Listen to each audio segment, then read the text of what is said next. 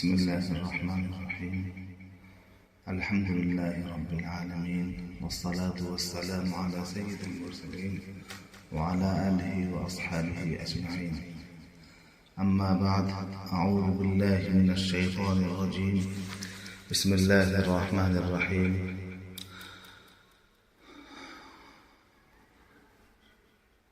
قال الله تعالى في كتابه العظيم: إن يمسسك الله بضر فلا كاشف له إلا هو وإن يردك بخير فلا راد لفضله.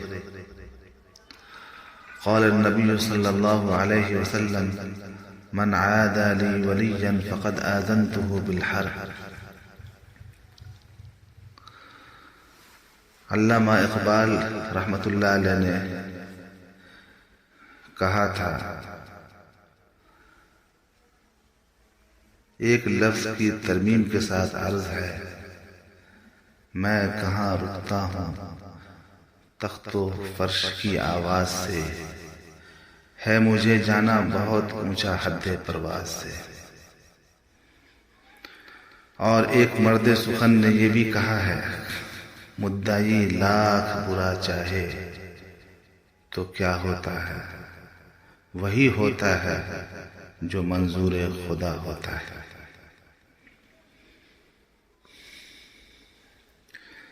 اللہ تبارک و تعالی نے فرمایا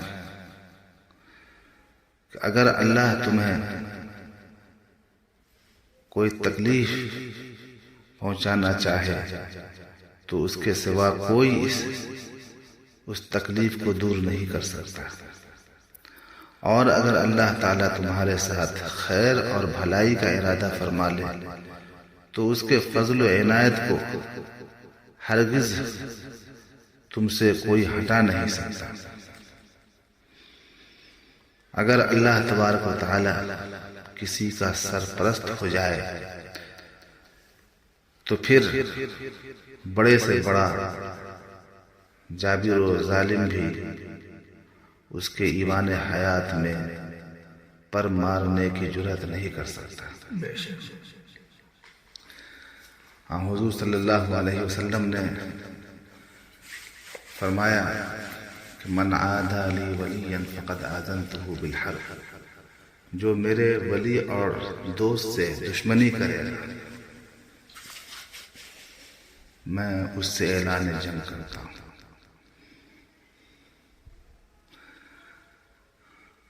آج کی گفتگو کا موضوع ہے: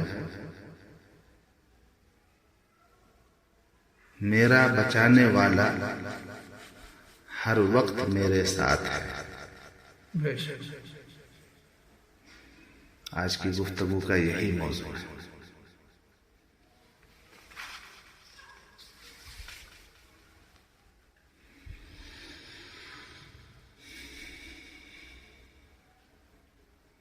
بادشاہ قطب الدین مبارک نے دہلی میں ایک جامع مسجد جامعہ میری کے نام سے تعمیر کرائی اور تمام علماء و مشائخ شہر کے لیے حکم تھا کہ اسی میں آ کر جمعہ کی نماز ادا کریں.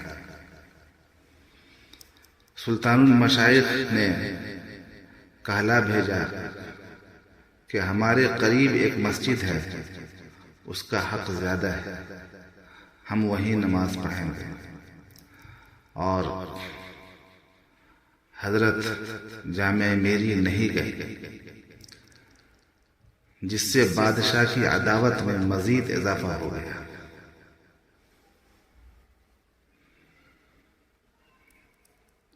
ایک بار سلطان نے شیخ المشائخ کی خدمت میں پیغام بھیجا کہ شیخ رکن الدین ابو الفتح ملتان سے دہلی آ کر مجھ سے ملتے ہیں، لیکن آپ دہلی میں ہوتے ہوئے بھی کبھی دربار میں حاضر نہیں ہوتے. آپ ہر ہفتہ شاہی محل میں آیا کیجیے.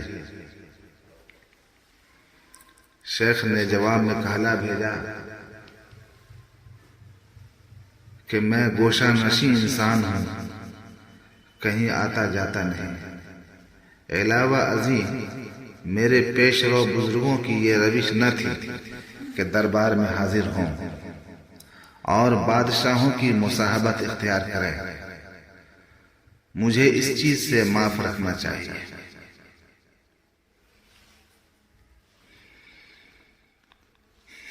اتفاق ایسا ہوا،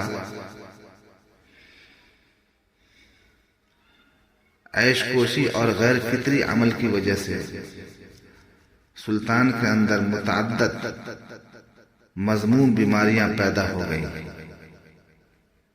جس کی وجہ سے اس کا پیشاب بند ہو گیا اور وہ 3 شبانہ روز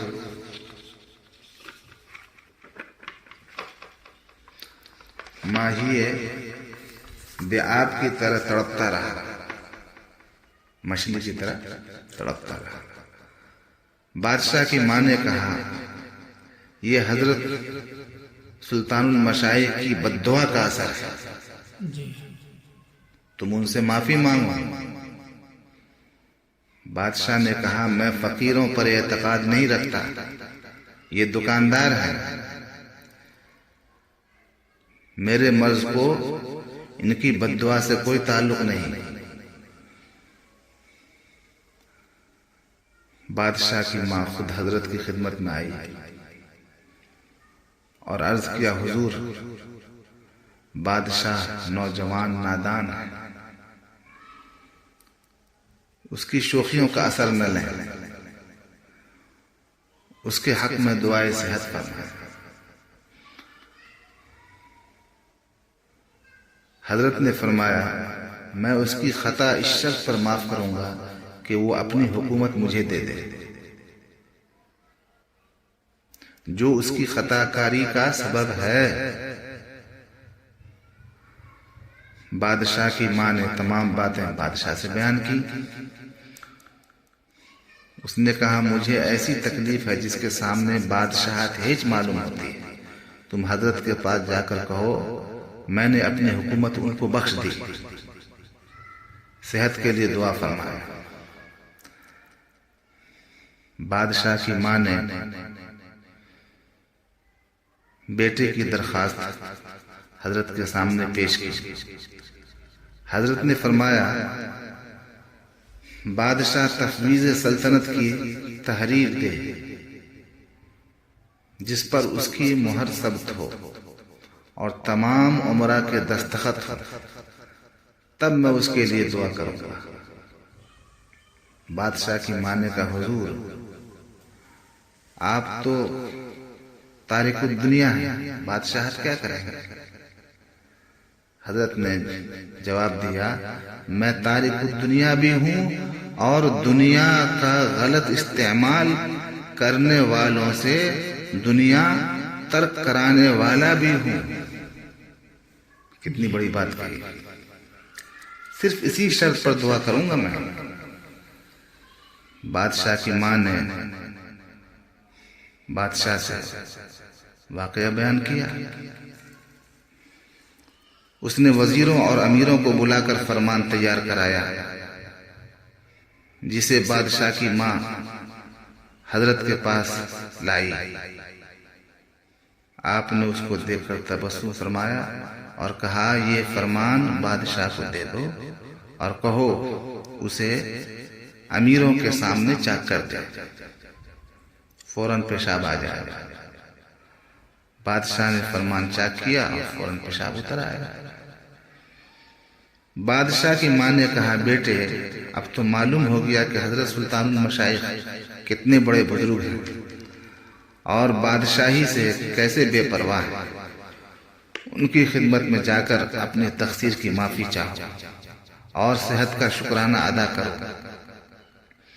بادشاہ نے کہا، تم امور سلطنت کو سمجھنے سے قاصر ہو، وہ شخص پکا دکاندار ہے، اگرچہ مجھے پیشاب تو آ گیا، پیشاب اگرچہ مجھے آ گیا، مگر اس میں اس کی دعا کا کوئی دخل نہیں،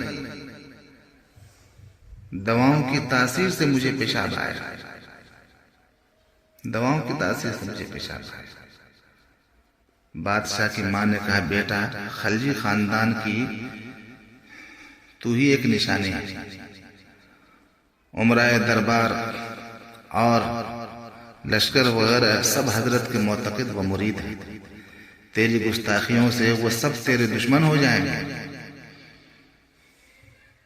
یہ سن کر بادشاہ نے تلوار کے قبضے پر ہاتھ رکھ کر کہا، میرا بھروسہ اس تلوار اور قوت بازو پر ہے، میں نے اپنی حکومت کا راستہ اسی تلوار سے صاف کیا ہے، اب یہ ایک کانٹا باقی رہ گیا۔ حضرت خواجہ نظام الدین اولیاء رحمۃ اللہ علیہ کے بارے میں اس نے کہا کہ اب یہ ایک کانٹا باقی رہ گیا، اس کو بھی میری تلوار بہت جلد صاف کر دے گی۔ پھر کیا ہوا؟ بادشاہ نے حضرت کی مخالفت میں شیخ ضیاء الدین رومی علیہ الرحمہ سے بیعت کر لی اور روزانہ حضرت شیخ المشائخ خواجہ نظام الدین اولیاء رحمۃ اللہ علیہ کے خلاف مشورے کرتا کہ حضرت کو دہلی سے جلا وطن کر دیا جائے۔ چنانچہ بادشاہ نے ایک قاصد کے ذریعے حضرت کے پاس ایک خط بھیجا جس میں تحریر تھا، سلطان کو معلوم ہوا ہے کہ شیخ نظام الدین بدایونی کے استبل میں گھوڑے سونے کی میخوں سے باندھے جاتے ہیں، حالانکہ وہ تارک الدنیا ہونے کا دعویٰ کرتے ہیں، لہذا اس کا معقول جواب دیں، ورنہ اپنے اس دنیاوی کر و فر کو لے کر دہلی سے باہر چلے جائیں۔ تحریر سننے کے بعد حضرت نے قلم دان طلب کیا اور سید محمد امام سے کہا، اس خط کی پیشانی پر لکھ دو، کجا انداختم در دل مگر انداختم در دل۔ میں نے اپنے دل میں سونے کی میخ نہیں گاڑی، میں نے اپنے دل میں سونے کی میخ نہیں گاڑی بلکہ مٹی میں گاڑی ہے۔ اسے قاصد کے حوالے کرتا، جہاں سے وہ لایا ہے وہاں لے جائے۔ چنانچہ حکم کی تعمیل کر دی گئی۔ اس کے بعد حضرت کی مجلس پر خاموشی چھا گئی۔ پھر حضرت نے فرمایا، مگر انداختم در دل،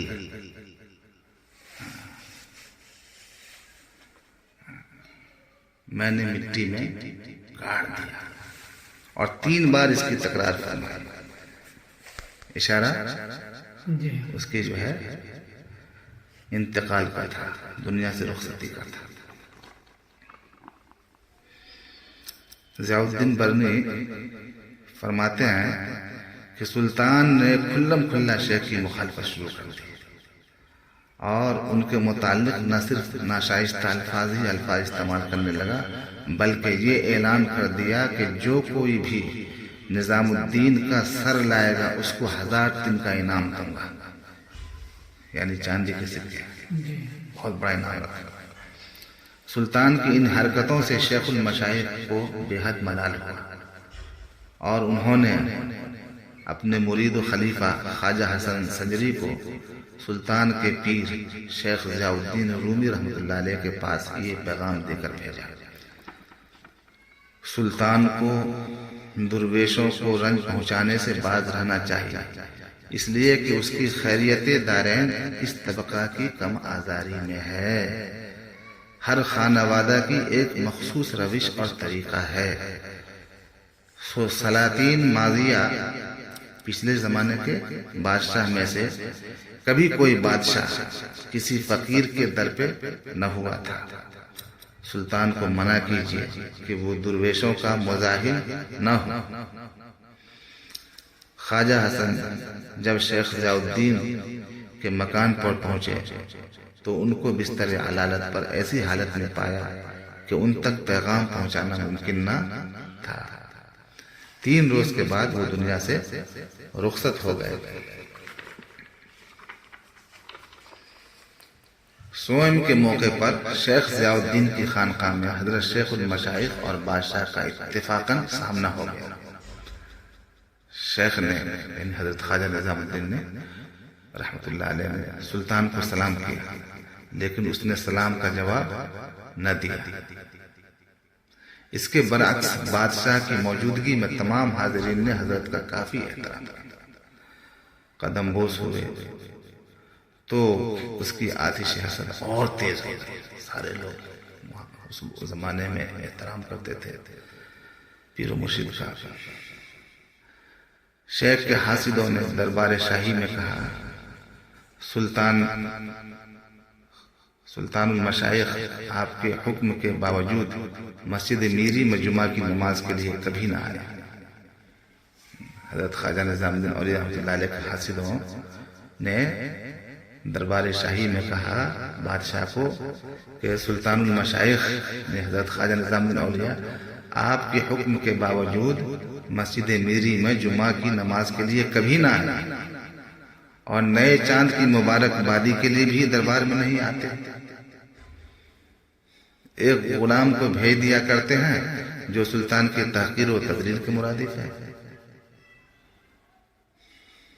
سلطان نے شاہی غرور، حکمرانی کی نخوت اور جہاں بانی کی نشے میں کہا، اگر شیخ آئندہ ماہ نوچندی کی مبارکباد کے لیے دربار میں نہیں آئے تو ان کو جیسے بھی ہو بلوائیں گے۔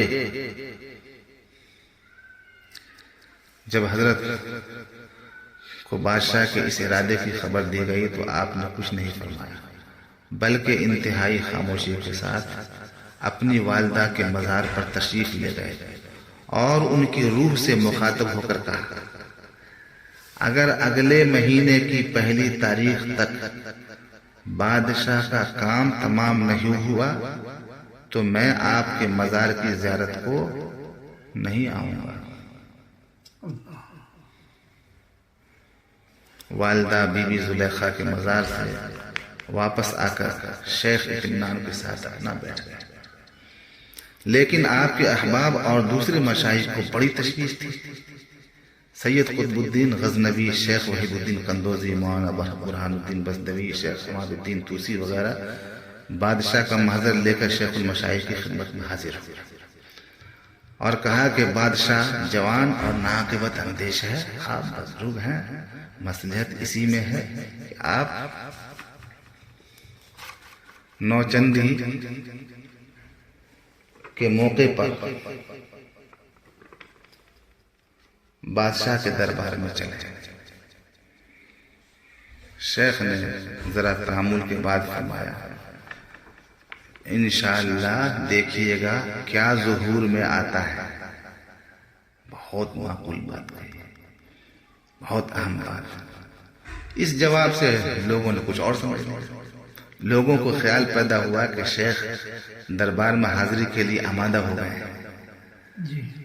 بادشاہ کو معلوم ہوا تو خوشی ہوئی کہ بالآخر شیخ نے اس کے حکم کے آگے سر جھکا ہی دیا۔ مگر ہوا کیا، قصہ آگے سنا۔ اسی شب خواجہ وحید قریشی عزیز الدین علی شاہ شیخ کی خدمت میں حاضر ہوئے اور صورتحال کے بارے میں پوچھا تو شیخ نے کہا، میں ہرگز دربار میں نہ جاؤں گا اور اپنے بزرگوں کی روش کے خلاف کوئی کام نہ کروں گا۔ یہ دونوں اس جواب سے متحیر ہوئے۔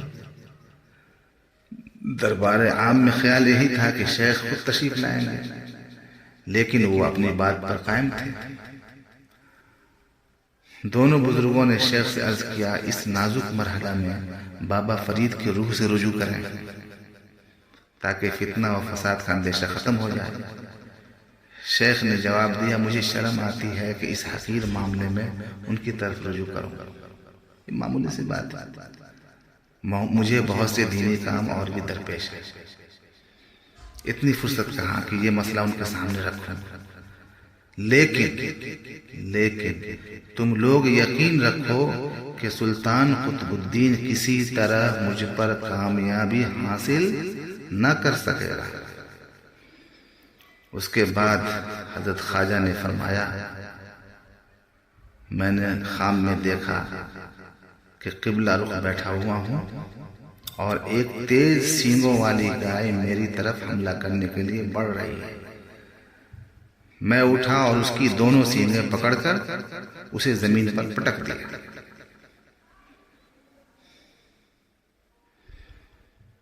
جس رات چاند نظر آنے والا تھا۔ اس دن ظہر کے وقت خواجہ اقبال نے